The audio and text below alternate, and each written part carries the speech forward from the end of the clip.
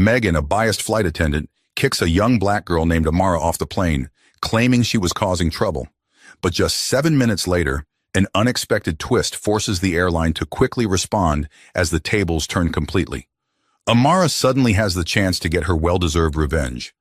How can a small act of injustice explode into something much bigger? Before we dive into the story, drop a comment and let us know where you're watching from. And don't forget to subscribe if you like this story. Amara, a 10-year-old black girl, stood beside her Aunt Nia in the bustling airport terminal. Her big round eyes anxiously scanned the crowd, watching strangers rush past. Gripping her favorite backpack tightly, Amara took a deep breath, trying to push away the nervousness. This was her first time flying alone without her dad to visit her mom after months of being apart due to her parents' divorce.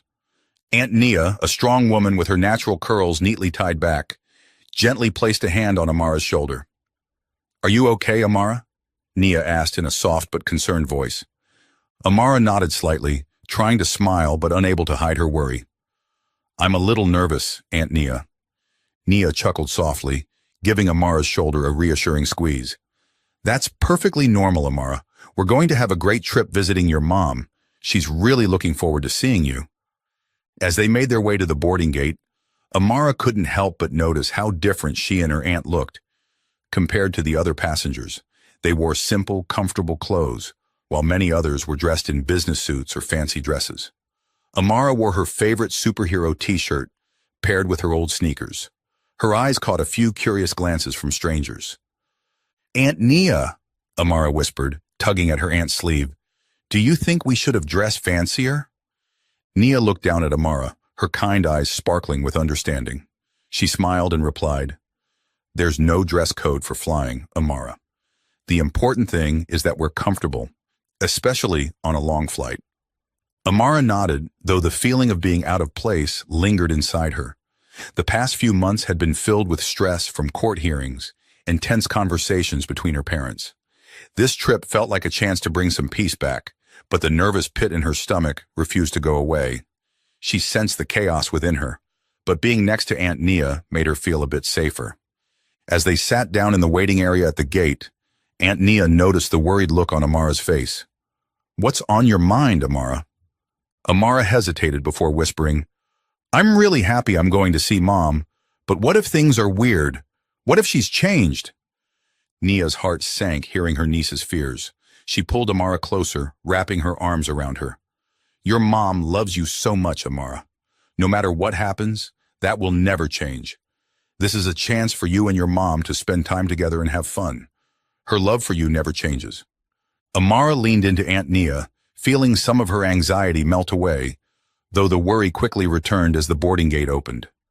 Other passengers began lining up to board the plane, and Amara clung tightly to Aunt Nia's hand, following closely behind the crowd.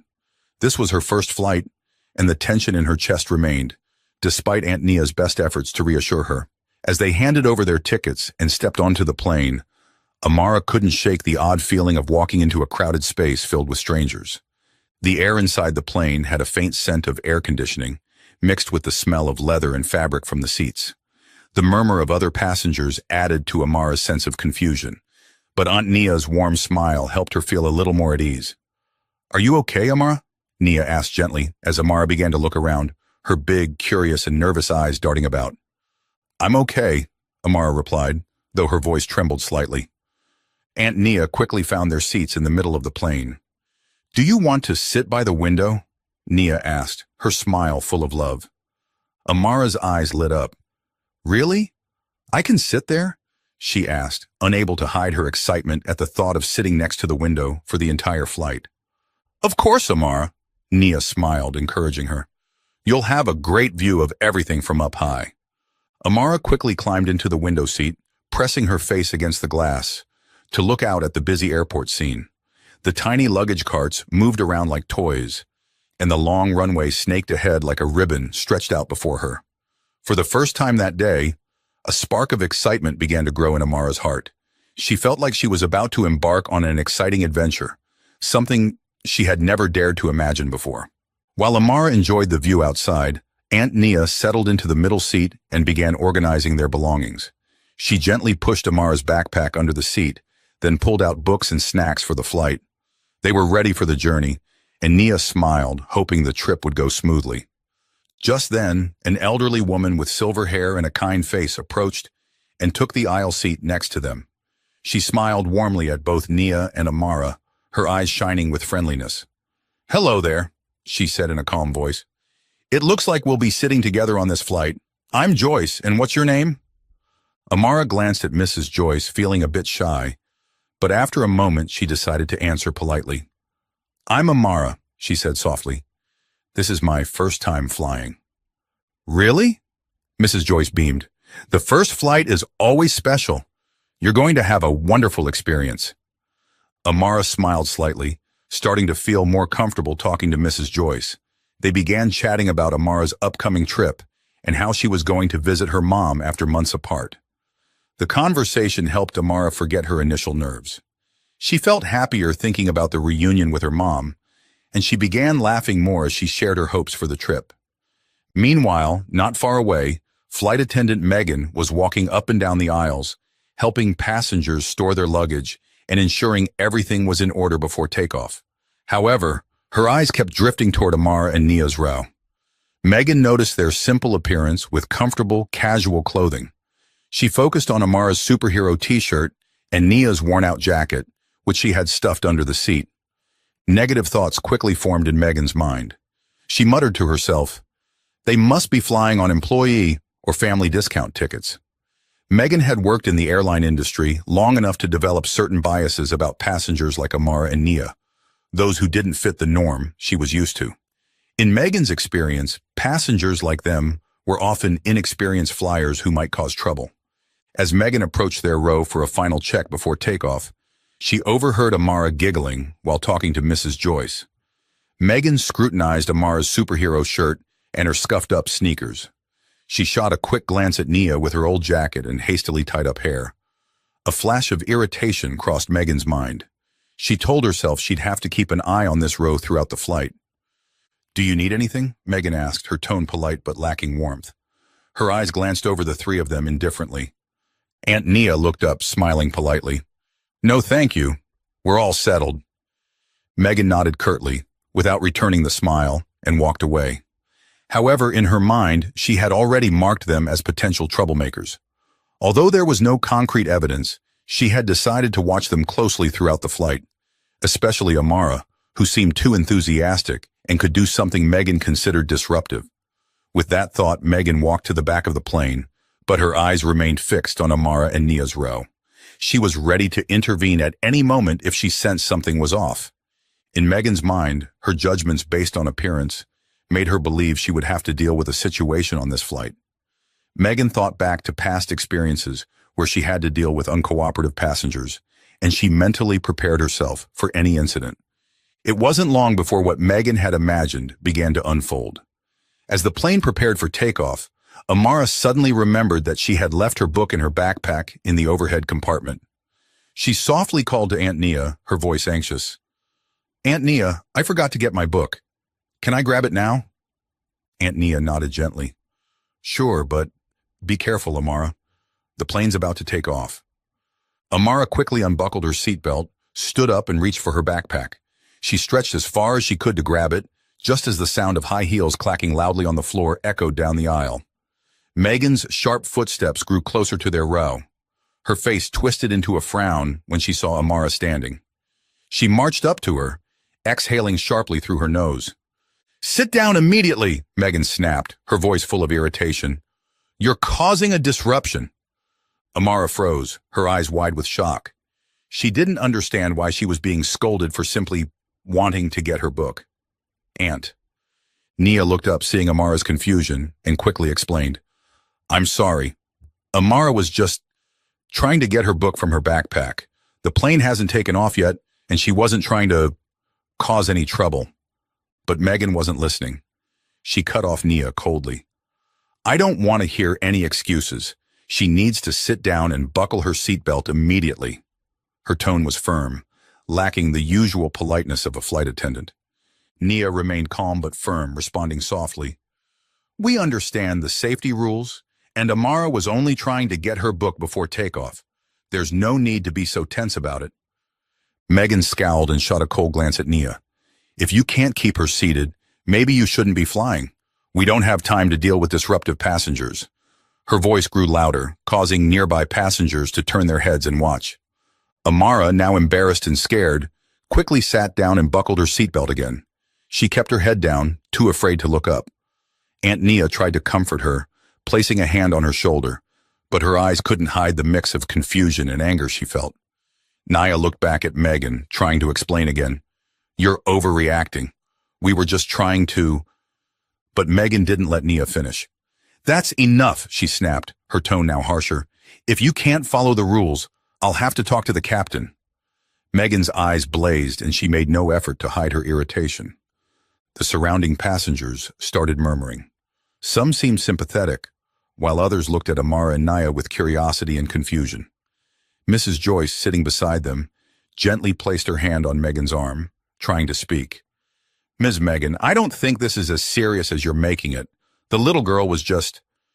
Megan didn't bother to turn toward Mrs. Joyce, coldly replying, Please don't interfere, ma'am. Amara felt her face grow hot with shame. She could feel everyone's eyes on her. Those stares made Amara wish she could disappear right then and there. Tears began to well up in her eyes. I'm sorry, Aunt Nia, Amara whispered, her voice trembling. I didn't mean to cause any trouble. Nia hugged Amara tightly and whispered, It's okay, Amara. You didn't do anything wrong. Sometimes people will judge and treat others unfairly, but we'll get through this together. However, Megan wasn't finished. She had spoken to the captain and returned with a more determined attitude. I've reported this to the captain, Megan declared, her voice carrying through the cabin.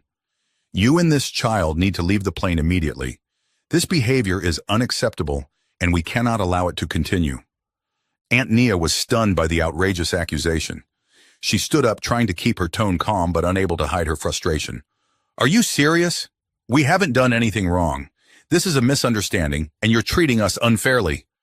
But Megan wasn't listening. She stood firm, and soon 2 security personnel entered the cabin. The entire plane went silent as they approached Amara and Nia. We've been informed that you need to leave the flight, one of the security officers said, his tone polite but leaving no room for argument. Nia tried to protest, but it was no use. This is discrimination. We haven't done anything wrong, she said. But the security personnel remained firm in asking them to exit the plane. Amara, now sobbing, clung tightly to Aunt Nia as the 2 of them were escorted off, under the curious and sympathetic eyes of some passengers. Among them was Mrs. Joyce, who whispered, This isn't right. They didn't do anything wrong. However, Mrs. Joyce's words seemed to fall on deaf ears as Amara and Nia were led off the plane, leaving behind a cabin full of curious stares and tense silence. As Nia and Amara exited the plane, Amara clung to her aunt, tears streaming down her face. They walked into the airport waiting area, still stunned and confused. Amara couldn't understand why they had been kicked off the plane when they had done nothing wrong. Nia hugged Amara tightly, trying to comfort her, but inside, a fire of anger and injustice was burning.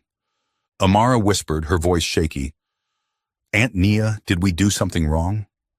Nia looked down at Amara, her eyes gentle but pained as she saw the innocence in her niece's eyes. No, Amara, we didn't do anything wrong. Sometimes people judge and treat others based on their appearance, and it's completely unfair. Amara nodded slightly, but she couldn't shake the feeling of embarrassment and shame.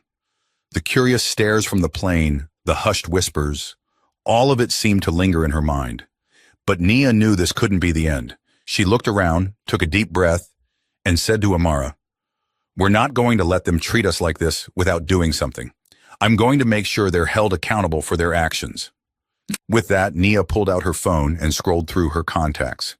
She quickly called a friend who was a civil rights lawyer and also a prominent investor in the airline they had just flown with. When the call connected, Nia kept her voice steady, though the anger and frustration were evident in her words. Hey Sam, it's Nia. I'm sorry to call on your day off, but this is urgent. Something serious just happened on a flight with the airline you're invested in. As Nia explained the situation, her voice became more assertive and professional. Sam, a powerful businessman, heard the anger in Nia's words and immediately agreed to take action. I'll call the airline right away and demand they address this. This can't go unchecked. While Nia was on the phone, another passenger who had witnessed the entire incident wasn't sitting idly by. Sarah, a young woman seated a few rows behind Nia and Amara on the flight, had recorded the entire scene where Megan rudely confronted them. Sarah was shocked and outraged by the way Nia and Amara had been treated. As soon as she left the plane, she sat down in the waiting area and began editing the video before posting it on social media. "I can't believe what I just witnessed," Sarah wrote along with the video. "A little girl and her aunt were treated unfairly just because of how they looked. We can't let this continue." Sarah quickly hit share and posted the video across all her social media accounts. The video went viral at an incredible speed. Within hours, thousands of people had seen, shared, and commented on the situation. Outrage erupted across online forums and community groups, with people condemning the discrimination that Nia and Amara had experienced. Hashtags like "Justice for Amara" and "discrimination" on the plane began trending, drawing attention not only from the public, but also from civil rights organizations. As Nia finished her call with Sam and returned to her seat next to Amara, her phone started buzzing with notifications. She opened her phone and realized that the video of the incident had begun to spread across social media. Her eyes widened in surprise. She turned to Amara and gently said, "Someone recorded what happened and posted it online. The whole world is seeing how we were treated, and people are standing with us." Amara blinked, not fully understanding what was happening. "What does that mean, Aunt Nia?" Nia smiled softly, though the anger in her heart hadn't completely faded. "It means we're not alone, Amara. People are standing up for us. They saw the injustice and they're not staying silent, and that's going to make a difference." Nia spoke with determination as she looked at her phone, watching the notifications pour in. Shares, comments, and messages of support from people all over began flooding in. Nia could feel the public's anger rising against the way they had been treated. Just hours after the video went viral, mainstream media outlets caught wind of the story. News sites and TV programs quickly picked up the story, with headlines like, "Passengers kicked off plane for discrimination?" On television, reporters and civil rights experts began discussing the issue of discrimination in the airline industry, with Amara and Nia's story at the center of the conversation. Meanwhile, at the airline's headquarters, the crisis was escalating rapidly. The company's executives were bombarded with calls from shareholders and partners, demanding an explanation for the incident. Sam, Nia's friend, had also called the airline's CEO directly, demanding immediate action. The public outcry and pressure from powerful investors had forced the airline into a corner, and they had to act fast. The next morning, as Nia and Amara were still waiting at the airport, they received a message from the airline's management. A well-dressed man in a black suit approached them, his eyes showing signs of stress, though he kept his voice calm. "Good morning, Ms. Nia and Amara," he began, his voice steady but clearly tense. "I'm Marcus, a senior manager at the airline. I want to extend the airline's deepest apologies for the incident that occurred on your flight yesterday. We've been made aware of the situation, and we sincerely apologize for the inconvenience and the feelings of injustice you've experienced." Nia listened, keeping a neutral expression. She knew this apology was only scratching the surface of a much bigger problem. "What exactly are you apologizing for?" she asked directly, her tone calm but sharp. "Is it for the inconvenience, or is it for the way your flight attendant treated us unfairly and discriminated against us?" Marcus hesitated for a moment at Nia's straightforward question, but he quickly regained his composure. "We're apologizing for both. We're conducting a full investigation into the incident and have placed flight attendant Megan on temporary leave while we thoroughly review the situation." Nia looked Marcus straight in the eye, unwavering. "This isn't just about me and Amara. This is about how your staff treats passengers based on their appearance, clothing, and race. That's not just wrong. It's a sign of a deeper systemic issue in the airline industry. What are you going to do to change that?" Marcus sighed, realizing this conversation wasn't going to be easy. "We fully understand the seriousness of this incident. We are committed to improving our staff training processes to ensure situations like this never happen again. Additionally, we'd like to offer you and Amara a complimentary first-class flight today and ensure that you are treated with the utmost care." Nia nodded, though disappointment was still clear in her eyes. I appreciate the apology and the offer, but that's not a real solution. A first-class flight can't make up for the harm Amara has gone through, and it certainly doesn't guarantee that others won't face the same discrimination. Amara, sitting quietly beside Nia, listened to the exchange, feeling the anger bubbling up inside her. She looked up at her aunt, feeling the strength of her words. To Amara, this wasn't just about being kicked off the plane, it was about fairness and dignity, something she was just starting to understand.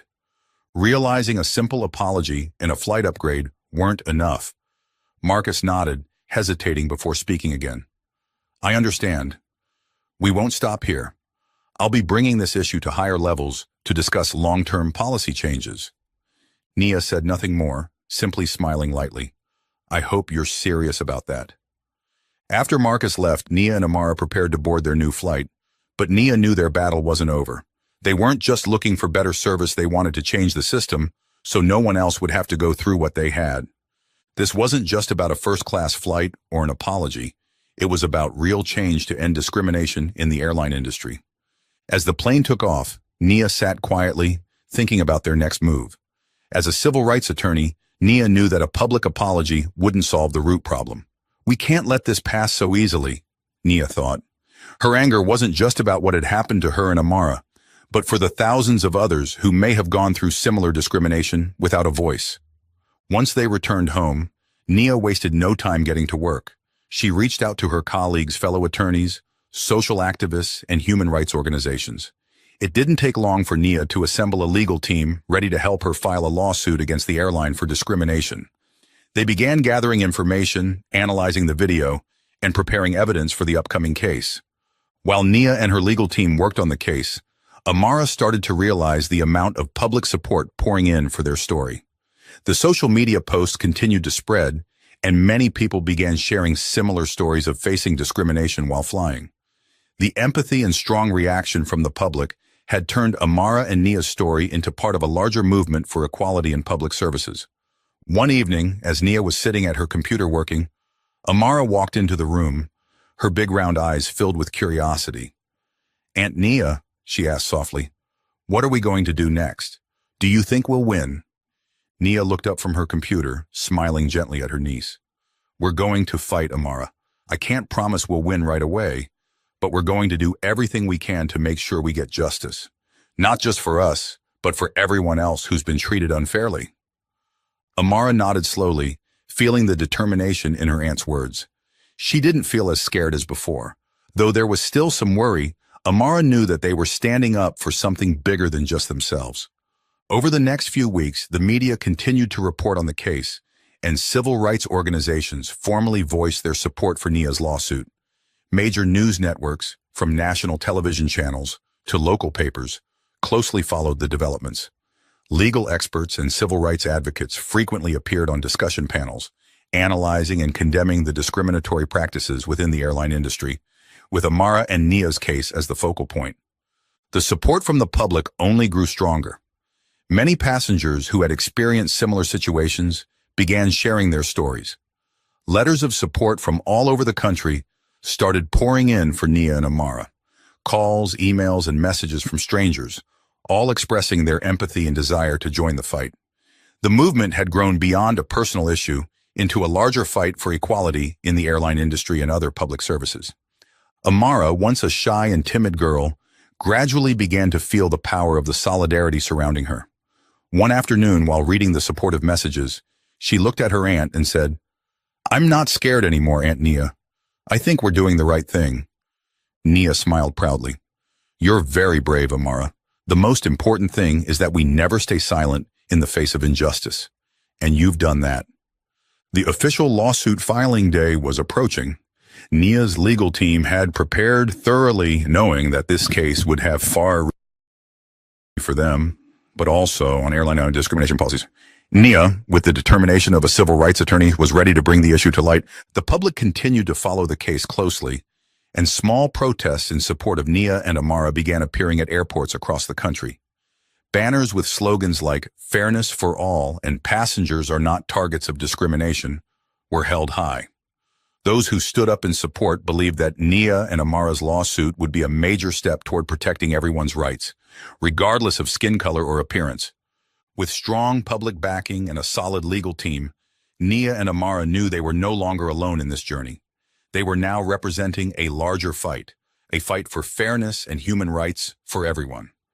The legal battle had only just begun, but Nia knew that with perseverance and support from thousands of people behind them, they could bring about real change. When the day of the court trial arrived, Nia and Amara entered the courtroom with a sense of determination. Outside, a crowd of supporters gathered with signs of encouragement, demanding justice and human rights for all. Inside, reporters and journalists filled the seats, cameras pointing toward them.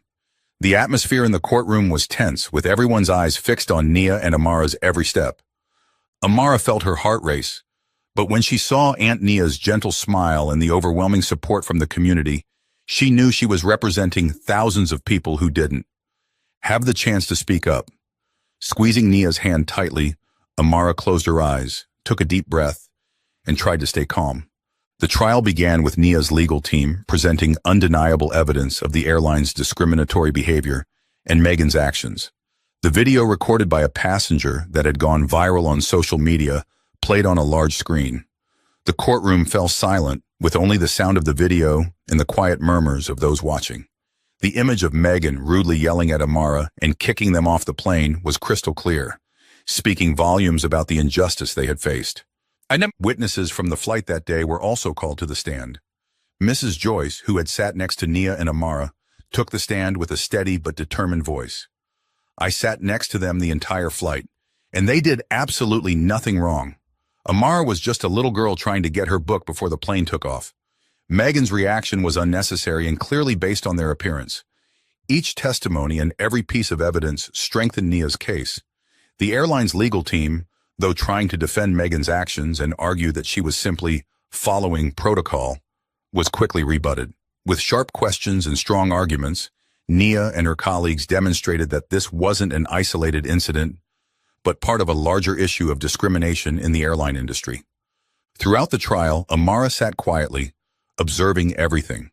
She felt that she had overcome her initial fear and replaced it with determination. Every time she saw Aunt Nia confidently and passionately defending their rights, Amara felt proud. Aunt Nia wasn't just fighting for their rights, she was fighting for everyone who had ever been treated unfairly like them. Finally, after several days of intense trial proceedings, the court ruled in favor of Nia and Amara. Inside the courtroom, the air seemed to hold its breath as the judge declared that the airline was responsible for the discriminatory treatment and ordered them to compensate and revise their staff training policies. The court also required the airline to issue a public apology and implement mandatory diversity and inclusion training for all staff. Amara couldn't believe her ears. She turned to Aunt Nia, her eyes wide with surprise and excitement. "Aunt Nia, we won!" Amara exclaimed, her voice filled with joy. Nia smiled, bending down to hug Amara tightly. "Yes, we did, sweetheart. But this is just the first step. We stood up and won, not just for ourselves, but for so many others." As they stepped out of the courtroom, the crowd outside erupted into applause and cheers. "Report!" Ears quickly swarmed them, microphones and cameras aimed at Nia and Amara. They realized that their story was no longer just a small, personal battle. It had become a symbol for the fight for justice and human rights in the airline industry.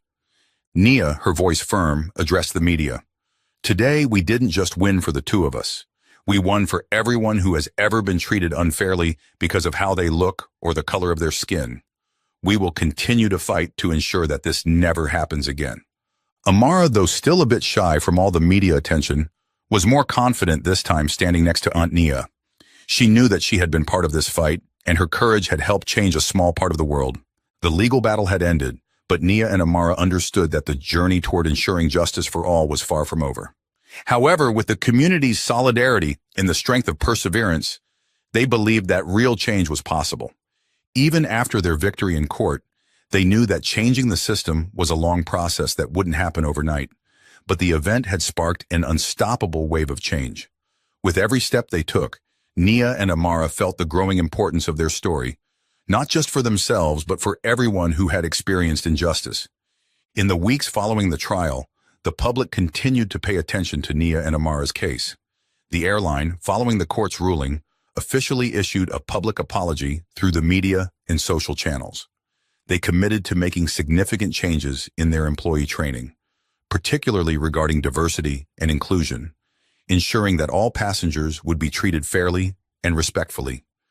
Nia kept a close eye on the progress, and she quickly became a key figure in discussions on human rights and fighting discrimination in the airline industry. Civil rights organizations, social activists, and media outlets all reached out to Nia to discuss the necessary policy changes to create a safer and more equal environment for everyone using public services.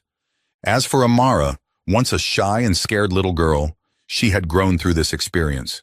She no longer feared public attention. Instead, she realized the value of her voice. Whenever someone asked about their story, Amara would confidently and sincerely share it. "I never thought I could do this," Amara shared during an interview. "But I've learned that it doesn't matter how small I am. If I stand up for what's right, I can make a difference."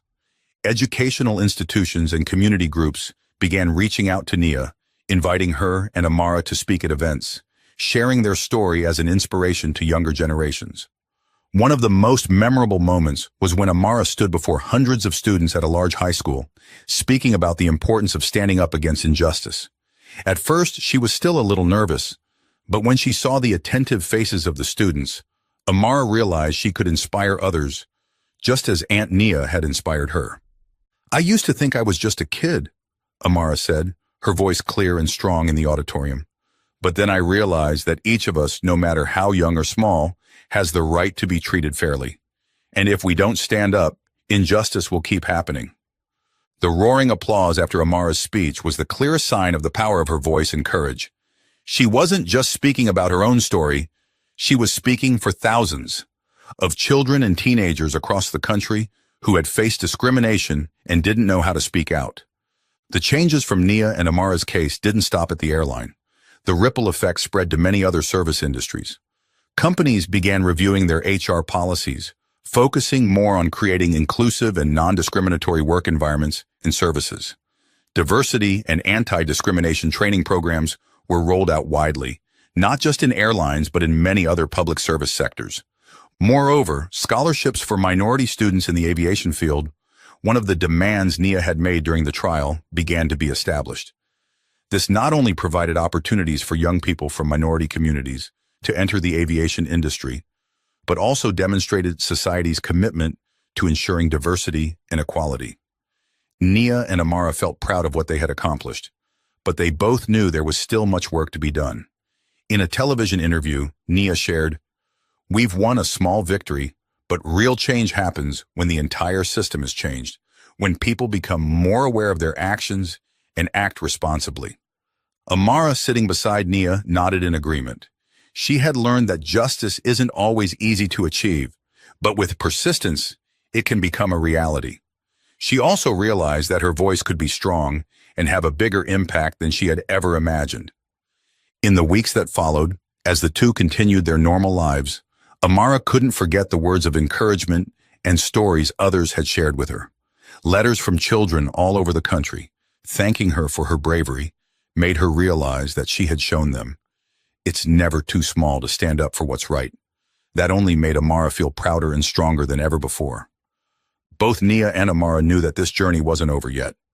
They had laid an important foundation for bigger changes in the future, and that was just the beginning. After all they'd been through, they realized that their voices had become a source of inspiration for so many others to rise and demand justice and their rights. And now they were continuing their lives with gratitude and hope, but without forgetting the great responsibility they now carried. A few months after the trial, Nia and Amara had the opportunity to attend an event recognizing individuals who had made positive contributions to the civil rights movement. The ceremony took place in a grand hall with many prominent activists, social leaders, and families who had gone through similar journeys. Nia and Amara, being honored guests, were invited on stage to receive an award for their tireless efforts in the fight against discrimination. Amara, now much more confident, walked onto the stage alongside Aunt Nia, holding her hand tightly. In the spotlight, facing hundreds of people watching intently, she understood that she was no longer the small, frightened girl she once was. She was now a symbol of strength and courage, a person who dared to stand up against injustice. Aunt Nia spoke first, her tone formal but warm. Today, we stand here not just for ourselves, but for all those who have experienced undeserved injustice. Our victory is not just about a lawsuit, it's about changing the system, about people coming together to build a fairer society where everyone is respected. Amara hesitantly stepped up to the microphone, and with Nia's encouragement, she began to speak. I used to think I didn't have the right to speak up, but I've learned that it doesn't matter how old you are or where you come from, we all have the right to be treated fairly.